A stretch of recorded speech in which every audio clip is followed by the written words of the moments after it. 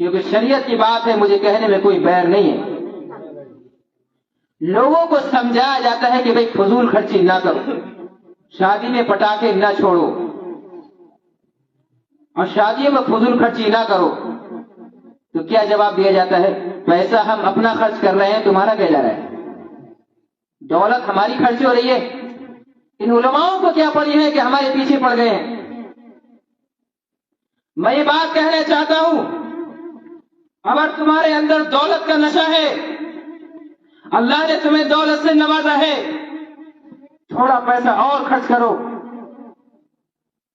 Passport بنواؤ، visa لگاؤ، جاؤ عمرے کے لیے جاؤ، روضہ رسول کے سامنے کھڑے ہو کر کے یہی بات کہو، اے اللہ کے نبی صلی اللہ علیہ وسلم، پیسہ ہمارا خرچ ہو رہا تھا، دولت ہماری خرچ ہو رہی تھی، تمہیں کیا پڑی تھی کہ آپ نے حدیث میں فرما دیا فضول خرچی نہیں کرنی چاہیے؟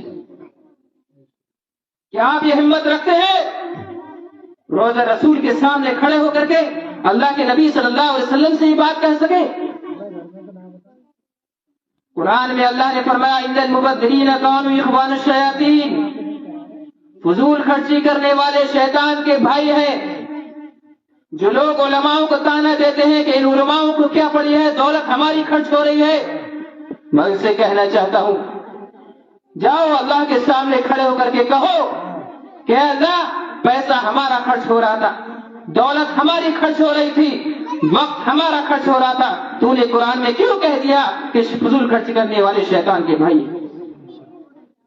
کیا آپ یہ ہمت رکھتے ہیں کہ اللہ تبارک و تعالیٰ کے سامنے کھڑے ہو کر کے یہ بات کہہ سکے؟ کیا یہ جرأت رکھتے ہیں کہ روضہ رسول کے سامنے کھڑے ہو کر، اللہ کے نبی صلی اللہ علیہ وسلم کی قبر اطہر کے سامنے کھڑے ہو کر اللہ کے نبی صلی اللہ علیہ وسلم سے یہی سوال کریں؟ نہیں کر سکتے۔ اتنی مجال آپ میں نہیں ہے کہ آپ خدا سے اور خدا کے رسول صلی اللہ علیہ وسلم سے ٹکرا سکے۔ پھر ہم کیوں شریعت سے ٹکرا لیں؟ اگر کسی عالم نے، کسی امام نے، کسی مفتی نے کسی حدیث کا، کسی قرآن کی آیت کا حوالہ دے کر کے کسی برائی پر روک دیا، تو آپ کو جرأت نہیں ہے کہ آپ اس پر ہر دھرمی دکھائیں، اس پر اکڑ دکھائیں۔ یہ شریعت کا مسئلہ ہے، یاد رکھو میرے دوستو، آپ فتویٰ منگا سکتے ہیں، اس شریعت کے ایک چھوٹے سے مسئلے کا انکار کرنا بھی کیا ہے، اسلام سے خارج کر دیتا ہے۔ علماء بیٹھے ہوئے معلوم کر سکتے ہیں۔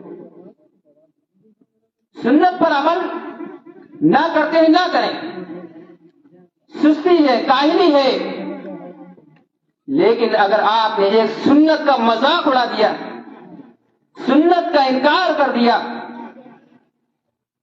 اور سنت کا مذاق لوگوں کے سامنے اڑا دیا، تو یقیناً آپ اسلام کے دائرے سے خارج ہو گئے۔ یہ شریعت کوئی معمولی شریعت نہیں ہے،